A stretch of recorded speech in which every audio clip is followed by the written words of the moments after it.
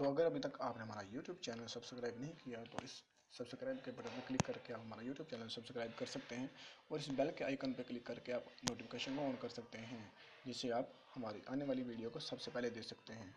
तो फिर चलें शुरू करते हैं।